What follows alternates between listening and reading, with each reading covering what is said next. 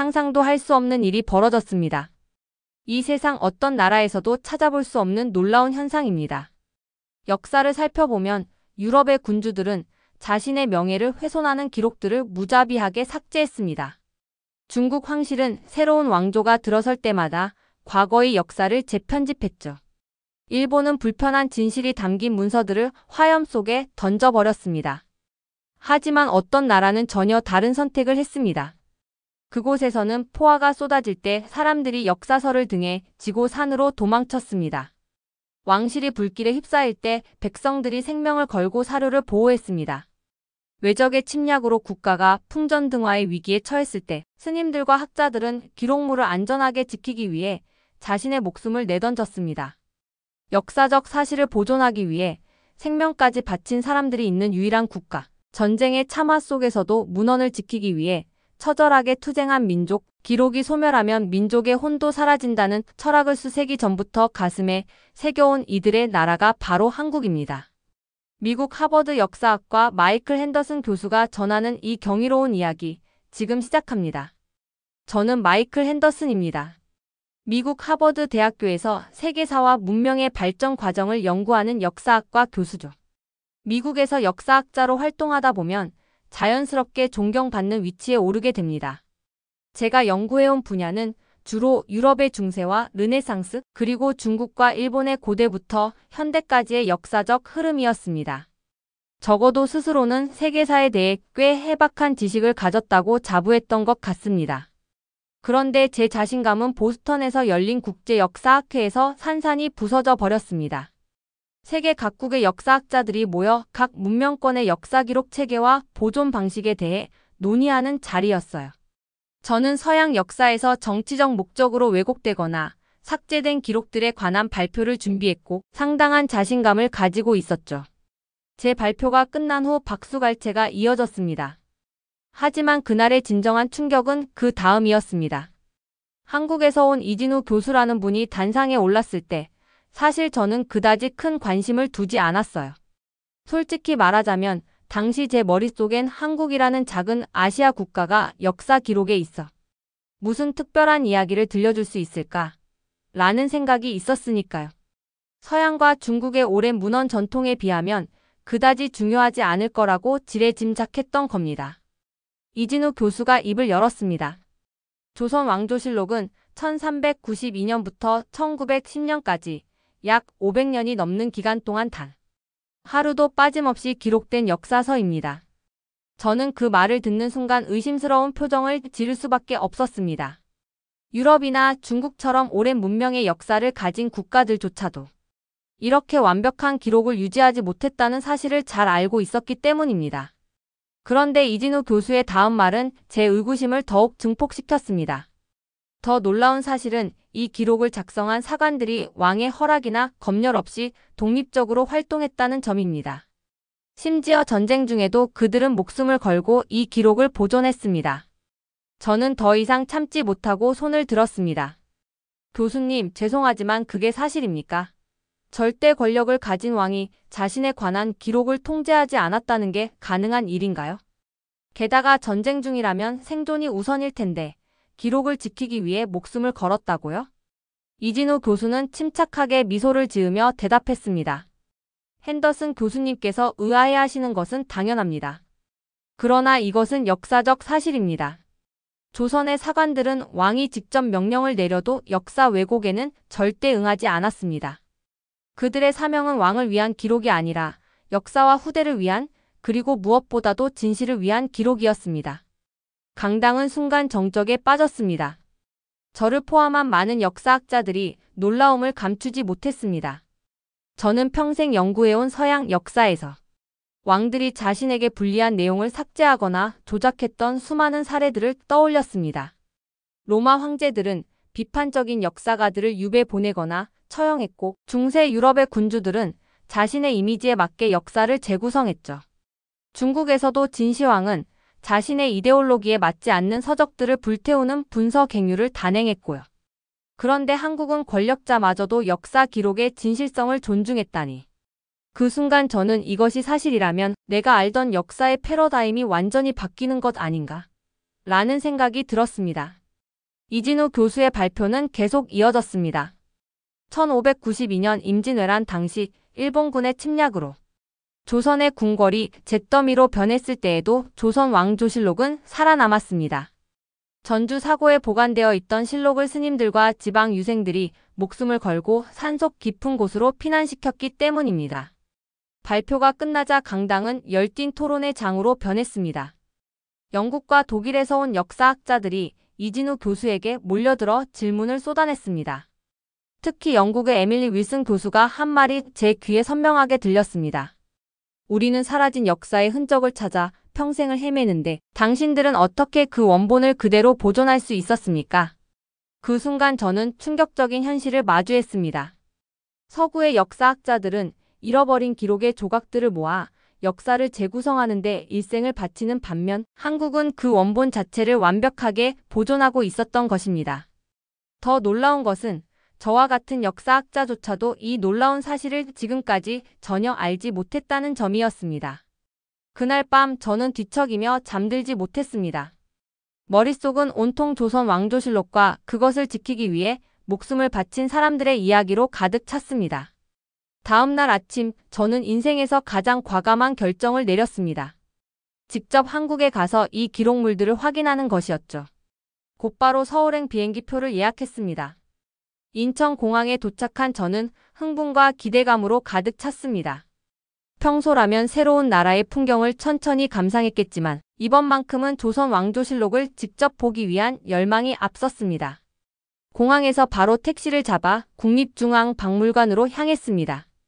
국립중앙박물관에 도착한 저는 서둘러 입장권을 구매하고 역사 기록물 전시관으로 향했습니다.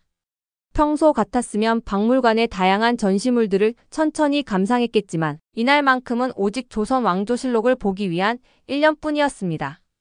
전시장으로 들어서자 웅장한 유리 진열장 안에 놓인 오래된 책들이 제 시선을 사로잡았습니다. 그 순간 몸 전체에 전율이 흘렀습니다. 드디어 그것을 마주한 것입니다. 조선 왕조실록. 500년의 시간을 고스란히 품고 있는 기록의 산물이 제 눈앞에 있었습니다. 유리 진열장 옆에 써진 설명문을 읽어 내려갔습니다.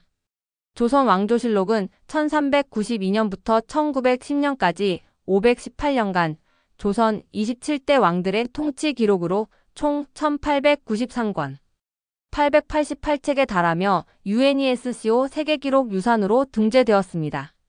전쟁과 재난 속에서도 목숨을 걸고 보존되어 온 인류 역사상 가장 방대하고 완벽한 왕조 기록물입니다. 읽을수록 놀라움은 커져갔습니다. 숫자를 다시 확인했습니다. 1893건이라고요? 제가 연구해온 유럽 왕조들의 기록은 파편적이고 불완전했는데 이곳에는 500년이 넘는 기간의 기록이 하루도 빠짐없이 보존되어 있다니. 도저히 믿기지 않았습니다. 그때 마침 영어 가이드 투어가 시작되었습니다. 서지원이라는 젊은 여성 가이드가 외국인 관광객들에게 실록에 대해 설명하기 시작했습니다. 조선 왕조실록의 가장 놀라운 점은 그 객관성에 있습니다. 사관들은 국왕의 말과 행동을 있는 그대로 기록했으며 심지어 국왕이 무엇을 기록했는지 물어봐도 절대 알려주지 않았습니다. 실록은 왕이 죽은 후에만 편찬되었고 이를 통해 절대 권력자조차도 역사 앞에서는 공정한 평가를 받아야 한다는 원칙이 지켜졌습니다. 서지원 가이드의 설명은 계속되었습니다. 1592년 임진왜란 때 일본군이 한양 서울을 점령하고 궁궐을 불태웠을 때에도 실록은 살아남았습니다. 당시 전주 사고에 보관 중이던 실록을 승려들과 유생들이 산속 깊은 곳으로 피난시켰기 때문입니다. 그들은 무려 1년이 넘는 시간 동안 실록을 등에 지고 산을 넘고 계곡을 건너며 일본군을 피해 다녔습니다. 이 말을 듣는 순간 저는 사고라는 말에 궁금증이 생겼습니다. 사고가 무엇인가요? 제가 물었습니다. 사고는 실록을 보관하는 특별한 건물입니다. 조선은 실록의 소실을 방지하기 위해 전국 4곳의 깊은 산중에 사고를 설치했습니다. 서울의 정본이 소실되더라도 지방 사고의 복본으로 역사가 보존될 수 있도록 한 것이죠. 옆에 있던 독일 관광객이 감탄했습니다. 정말 놀랍군요. 우리 독일에서는 30년 전쟁 때 수많은 기록물이 소실되어 역사 연구에 큰 어려움을 겪고 있습니다. 서지원 가이드는 고개를 끄덕이며 말했습니다. 유럽의 역사가들은 사라진 역사를 복원하는 데 평생을 바치지만 우리는 원본을 그대로 가지고 있습니다. 이것이 한국 역사의 가장 큰 자산이자 특권입니다. 가이드 투어가 끝난 후 저는 박물관 도서관에서 조선 왕조실록에 관한 더 많은 자료를 찾아보았습니다. 그리고 박성민 교수에게 연락해 만남을 요청했습니다. 그는 제가 보스턴 학회에서 만났던 이진우 교수의 동료로 조선시대 사관제도를 연구하는 전문가였습니다. 다음 날 서울대학교 역사학과 연구실에서 박성민 교수를 만났습니다. 그는 다정한 미소로 저를 맞이했습니다. 핸더슨 교수님, 멀리서 오셨는데 반갑습니다. 조선 왕조실록에 관심을 가져주셔서 감사합니다. 저는 바로 본론으로 들어갔습니다. 박 교수님, 솔직히 말씀드리면 아직도 믿기지 않습니다. 전쟁 중에 사람들이 목숨을 걸고 역사책을 지켰다니요. 세계 역사상 그런 사례는 들어본 적이 없습니다. 박성민 교수는 차분한 목소리로 대답했습니다. 핸더슨 교수님께서 의아해하시는 것은 당연합니다. 그러나 말씀드리고 싶은 것은 우리 조상들에게 역사 기록은 단순한 문서가 아니라 민족의 정체성 그 자체였다는 점입니다. 그는 책상 서랍에서 오래된 문서 사본을 꺼내 보여주었습니다. 이것은 세종실록의 일부입니다. 보시면 알겠지만 왕의 실수와 잘못까지도 그대로 기록되어 있습니다. 심지어 세종대왕처럼 존경받는 왕의 경우에도 예외는 없었습니다. 저는 그 문서를 살펴보며 물었습니다. 그렇다면 왕들은 자신의 행적이 있는 그대로 기록된다는 사실을 알고 있었나요?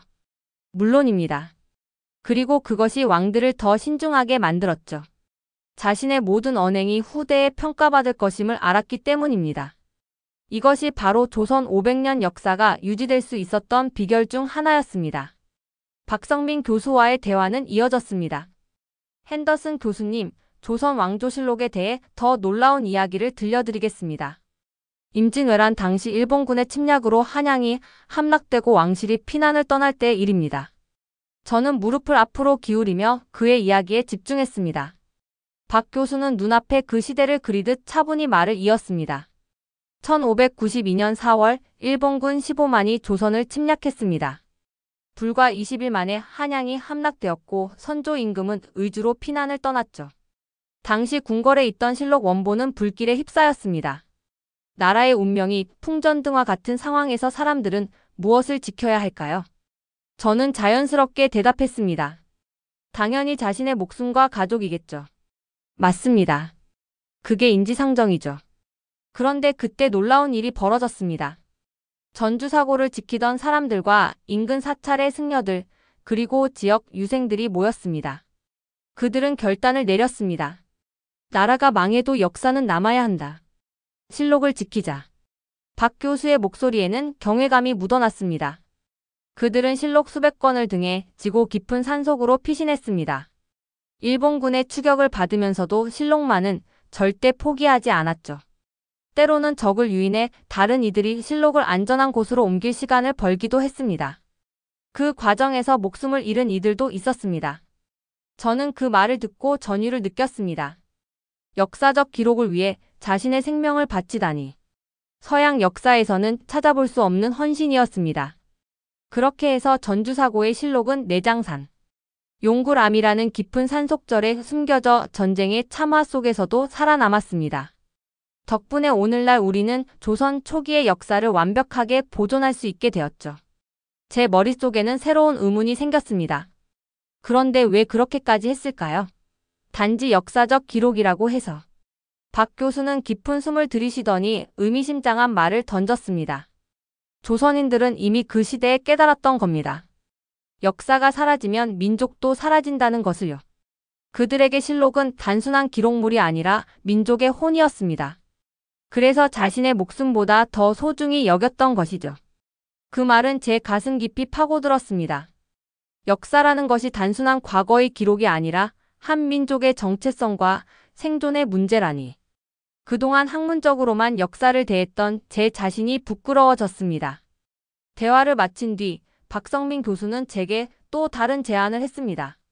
내일 시간이 되시면 정은혜 연구원을 만나보시는 게 어떨까요? 그녀는 현대 한국의 기록 보존에 대해 연구하고 있습니다. 조선시대뿐 아니라 근현대에도 비슷한 일들이 있었거든요. 다음 날 국가기록원에서 정은혜 연구원을 만났습니다. 그녀는 차분하면서도 열정이 느껴지는 젊은 학자였습니다. 핸더슨 교수님, 조선시대만 놀라우셨다면 한국 전쟁 때의 일은 더 믿기 어려우실 겁니다. 정 연구원은 오래된 흑백 사진 한 장을 보여주었습니다. 피난민들로 가득한 도로 위에서 몇몇 사람들이 커다란 상자들을 짊어지고 걷는 모습이었습니다. 1950년 6월 25일 북한군이 남침했을 때 서울은 불과 3일 만에 함락됐습니다. 정부와 공무원들은 황급히 남쪽으로 피난을 떠났죠. 그런데 국가기록보존소 직원들은 남다른 행동을 보였습니다. 정 연구원의 목소리가 약간 떨렸습니다. 그들은 중요 국가 문서와 역사 기록물들을 상자에 담아 짊어지고 피난길에 올랐습니다. 북한군의 포화 속에서도 폭격의 위험 속에서도 그 무거운 기록물들을 절대 포기하지 않았어요. 600km가 넘는 거리를 걸어서 부산까지 내려갔습니다. 저는 그 말을 듣고 충격을 받았습니다. 전쟁 중에도 기록물이 최우선이었다고요? 그것보다 더 중요한 일들이 있었을 텐데. 정 연구원은 고개를 저었습니다. 그들에게는 그것이 가장 중요했습니다. 일제강점기를 겪으며 역사와 문화를 빼앗긴 경험 때문이죠. 기록이 사라지면 국가의 정체성도 사라진다는 것을 뼈저리게 느꼈던 겁니다. 그녀는 이어서 말했습니다. 그 중에는 기록물을 지키다 북한군에게 붙잡히거나 목숨을 잃은 분들도 계셨어요. 전쟁이 끝난 후 심각한 트라우마에 시달린 분들도 있었고요. 하지만 그 누구도 자신의 선택을 후회하지 않았습니다. 저는 더 이상 말을 잇지 못했습니다. 그저 깊은 감동과 경외감만이 가슴에 차올랐습니다. 정 연구원과 헤어진 후 저는 서울 거리를 홀로 걸었습니다. 머릿속에는 조선 왕조실록을 지킨 승려들과 한국 전쟁 속에서 기록물을 짊어진 공무원들의 모습이 계속 떠올랐습니다. 그들은 자신의 생명보다 기록을 더 소중히 여겼다. 이것은 단순한 직업적 사명감을 넘어선 무언가였습니다. 숙소로 돌아와 침대에 누웠지만 잠은 오지 않았습니다. 제 연구 인생을 돌아보았습니다. 저는 그동안 역사를 단지 연구 대상, 학문적 호기심의 대상으로만 여겨왔습니다. 그러나 한국인들에게 역사는 삶 그 자체였고 민족의 생존과 직결된 문제였습니다. 다음 날 아침 박성민 교수가 보내온 메시지를 확인했습니다. 오늘 시간이 되시면 경상남도 합천의 해인사를 방문해 보시는 게 어떨까요? 또 다른 놀라운 역사 기록물을 보실 수 있을 겁니다. 저는 즉시 승낙했습니다. 기차를 타고 경상남도로 향하는 동안 창밖으로 펼쳐지는 한국의 산과 들을 바라보며 생각에 잠겼습니다. 이 아름다운 땅에서 대체 어떤 역사적 기록물이 저를 기다리고 있을까? 과연 조선 왕조실록만큼 놀라운 것이 또 있을까? 해인사에 도착하자 원행 스님이 저를 맞이했습니다. 그는 온화한 미소를 지으며 절 안쪽으로 저를 안내했습니다. 우리는 가파른 산길을 올라 고즈넉한 건물 앞에 섰습니다. 이곳이 장경판전입니다. 8만 대장경이 보관된 곳이지요. 건물 안으로 들어섰을 때 저는 그 광경에 말문이 막혔습니다. 높이 쌓인 목판들. 그것도 수만 개의 나무판이 빽빽하게 정돈되어 있었습니다. 각 판에는 정교한 글자들이 빼곡히 새겨져 있었습니다. 이것이 바로 8만 대장경입니다. 원행 스님의 목소리가 울려 퍼졌습니다. 13세기 고려시대 몽골의 침략에 맞서 제작된 불교 경전이지요. 총 8만여 개의 목판에 8천만 자가 새겨져 있습니다. 저는 그 방대한 규모에 압도되었습니다. 이 모든 것이 13세기에 만들어졌다고요? 도대체 얼마나 오랜 시간이 걸렸을까요? 원행 스님은 고개를 끄덕였습니다. 16년이 걸렸습니다. 1236년부터 1251년까지 말이죠. 당시 고려는 몽골의 침략으로 국가 존망의 위기에 처해 있었습니다. 그런 상황에서 왜 불경을 새기는 일에 국력을 쏟았을까요? 저는 잠시 생각에 잠겼습니다. 아마도 종교적 이유에서? 물론 그런 측면도 있었습니다만 더 근본적인 이유는 민족의 정신과 문화를 지키기 위함이었습니다. 나라가 위기에 처했을 때 무력으로 저항하는 것만이 방법은 아니었죠. 자신들의 혼을 담은 기록을 남기는 것 역시 민족을 지키는 방법이었습니다. 스님의 설명을 들으며 저는 새로운 깨달음을 얻었습니다. 한국인들에게 기록 보존은 단순한 문화적 관습이 아니라 생존 전략이었던 것입니다. 더 놀라운 것은 원행 스님이 계속했습니다. 이 대장경은 700년이 넘는 세월 동안 단 한 글자의 오류도 발견되지 않았다는 점입니다. 당시 고려 사람들은 한 글자라도 실수가 발견되면 그 판을 모두 폐기하고 처음부터 다시 새겼습니다. 700년 동안 보존되었다는 것도 믿기 어려운데 오류가 없다니요? 저는 의심스러운 눈빛으로 물었습니다. 스님은 미소를 지으며 장경판전의 특별한 구조를 가리켰습니다. 이 건물은 자연 공조 시스템을 갖추고 있습니다. 온도와 습도가 자연적으로 조절되어 목판이 부패하지 않도록 설계되었죠. 현대 과학자들도 이 건물의 보존 기술에 감탄하고 있습니다. 저는 13세기 고려인들이 그런 과학적 지식을 가지고 있었다는 사실에 또 한 번 놀랐습니다. 서양에서는 그 시대의 수많은 문헌들이 습기와 해충으로 인해 손상되었는데 말입니다. 스님은 마지막으로 의미심장한 말을 덧붙였습니다. 팔만대장경은 단순한 불교 경전이 아닙니다. 이것은 고려인들의 민족 정신이 깃든 문화유산입니다. 외세의 침략 속에서도 자신들의 정체성을 지키려는 의지가 새겨진 기록물이죠. 해인사를 떠나며 저는 깊은 생각에 잠겼습니다.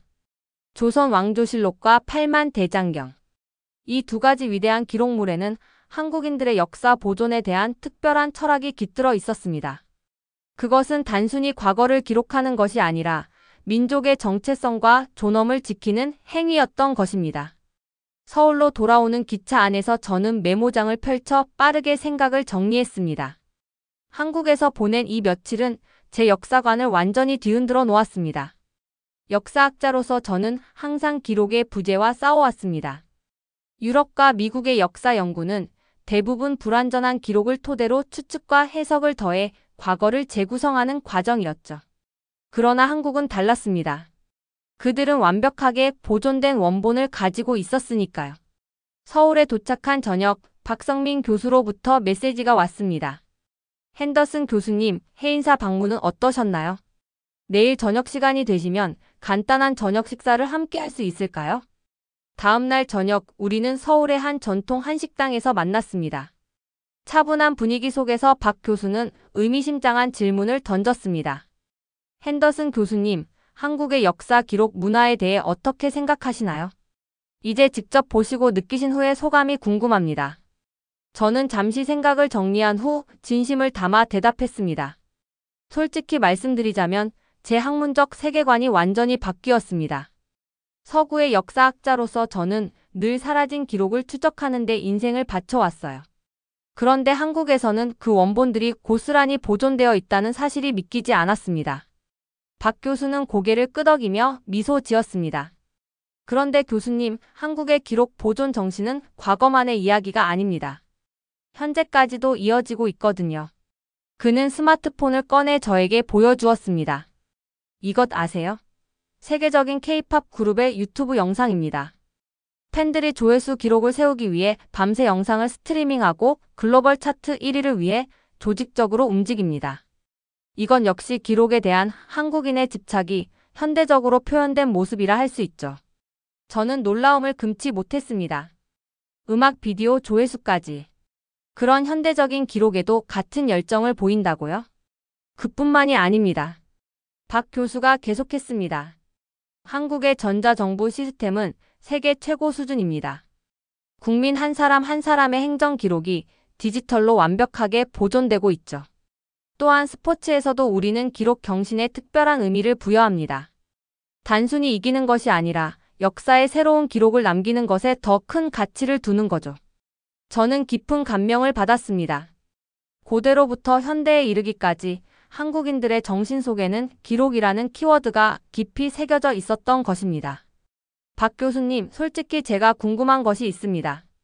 왜 다른 나라들, 특히 유럽이나 중국, 일본과 같은 오랜 문명국들은 한국처럼 역사 기록을 완벽하게 보존하지 못했을까요? 박 교수는 잠시 술잔을 들어 한 모금 마시고 천천히 대답했습니다. 그것은 철학의 차이라고 할 수 있습니다. 유럽의 왕들은 자신의 업적과 영광을 위해 역사를 기록했습니다. 중국의 황제들은 자신의 정통성을 강화하기 위해 역사를 조작했죠. 일본 역시 불편한 과거는 지우려 했고요. 하지만 한국은 달랐습니다. 우리는 역사를 권력자의 도구가 아닌 민족의 거울로 여겼기 때문입니다. 그의 말은 깊은 울림으로 제 가슴에 다가왔습니다. 역사를 권력의 도구가 아닌 진실의 기록으로 여긴 민족. 그것이 바로 한국인이었던 것입니다. 미국으로 돌아가는 비행기 안에서 저는 제 연구 노트를 펼쳤습니다. 그리고 큰 글씨로 이렇게 적었습니다. 한국은 역사를 지키기 위해 목숨을 바친 유일한 나라다. 그들에게 역사는 단순한 과거의 기록이 아니라 민족의 혼이었다. 이것이 그들이 수백 년의 전쟁과 외세 침략 속에서도 살아남을 수 있었던 비결이 아닐까. 비행기 창 밖으로 작아지는 한국의 모습을 바라보며 저는 하버드로 돌아가 제 학생들에게 전할 새로운 강의 내용을 구상했습니다. 한국의 역사 보존 문화 인류 문명의 새로운 패러다임. 이번 여행은 단순한 학술 조사가 아닌 제 인생과 학문적 관점을 완전히 바꿔놓은 전환점이 되었습니다. 여러분은 어떻게 생각하시나요? 역사와 기록이 한 민족의 정체성을 지키는데 이렇게 중요할 수 있을까요? 여러분이라면 전쟁 속에서 지키고 싶은 기록이 있으신가요? 댓글로 여러분의 생각을 들려주세요. 앞으로도 여러분과 함께할 더 많은 이야기들이 준비되어 있습니다. 좋아요와 구독은 영상 제작에 정말 큰 힘이 됩니다.